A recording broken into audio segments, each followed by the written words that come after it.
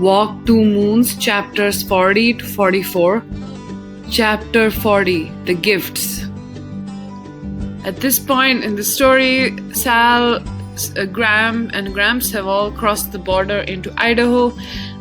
Gramps decide to get into Coeur d'Alene, where they can stay for the night. The next day is August 20th, which is Sal's mom's birthday, and they can, from Coeur d'Alene, they plan to drive to where she is in Lewiston. That night, Sal finishes telling the rest of Phoebe's story. They have just discovered that Mrs. Partridge is the one who's been leaving secret messages on the Winterbottom doorstep all of this time. They ask her why she did that, and she says she just found them in the paper when Mrs. Cadaver used to read to her, and when she found some interesting ones, she would just write them down and put them on her doorstep. Phoebe is really angry about everything. She's angry about what happened with her mom and her brother. She decides to spit on the street for the first time, being kind of disrespectful. Sal joins her and they feel really good and rebellious. And after that, Phoebe decides to go back into her house and face the situation with her family and with Mike. After spitting on the street with Phoebe, Sal is feeling courageous. She goes and visits Mrs. Cadaver and talks to her for a long time. At this point in the story, we don't get what they talk about. We don't hear the story, but we do know that Sal cries a lot during the story and that she finally understands why her father likes to hang out with Mrs. Cadaver so much. We can see that she's slowly becoming more sympathetic towards him. When she gets back home, Sal finds Ben waiting for her. He's brought her a present, a chicken named Blackberry. And then they kiss. And it's like a very sweet, cute moment in the story. Chapter 41, The Overlook. And now we get back to the road trip. Gramps and Sal take Graham to the hospital as soon as they reach Coeur d'Alene. Gramps is unconscious. She's slumped over in her seat and she doesn't look good. The doctors tell them that Graham has a stroke and that she can't hear them. The doctors ask Gramps to leave the room, but he refuses. He says he's been with her for 51 years and if they want him to let her go, they'll have to chop off his hand. That night, it turns out that Sal's grandma is far too sick to leave the hospital, but Gramps knows that she really wants to go to Lewiston, so he gives her his car keys and he gives her cash and he tells her to drive herself to Lewiston, Idaho, so that she can get there in time for her mother's birthday. Sal is of course underage. It's really dangerous. The roads to Lewiston are like near the mountains, but she drives for 4 hours and she gets to the top of Lewiston Hill. And it's like a really dangerous drive. Stops for a while at the top of Lewiston Hill and she meets a man there, and he asks her where she's going and where her family is. She just lies and says they're around. And then he kind of points down and he talks about how there was a bus accident and a year ago and a lot of people died and there was only one survivor. Chapter 42, The Bus and the Willow. Sal has been really brave and reckless throughout this. She's driven this car all the way from Coeur d'Alene for 4 hours by herself, and now she's even braver. She kind of climbs down from the mountain and goes into the forest below, and she finds the bus on its side, and it's a huge mess with twisted wheels and metals, and she just walks around it and looks at it.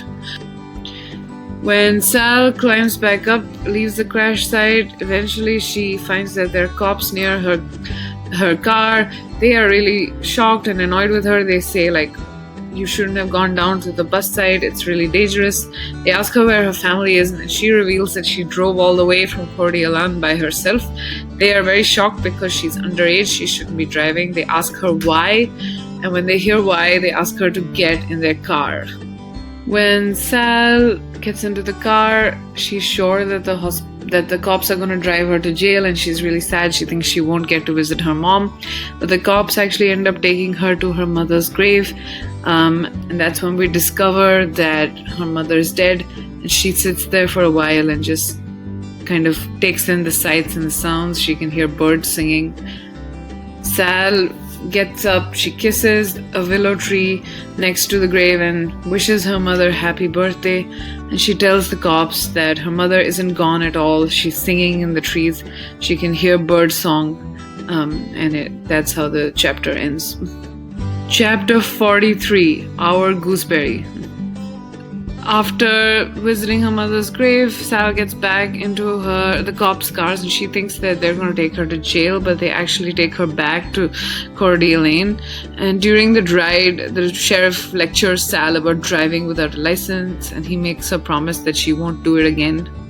Sal talks to the cop that she's with about the bus accident, because the sheriff, he was there during the accident, and she asks him if he remembers Mrs. Cadaver, and he says he does. And that's when we learn the truth about what happened to Mrs. Cadaver and Sal's mother, and we learn about the conversation that Sal had with Margaret earlier in the book, which she didn't tell us about.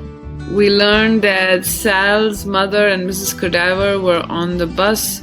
They were on their bus journey to Lewiston, and they were sat next to each other. They talked and they became friends.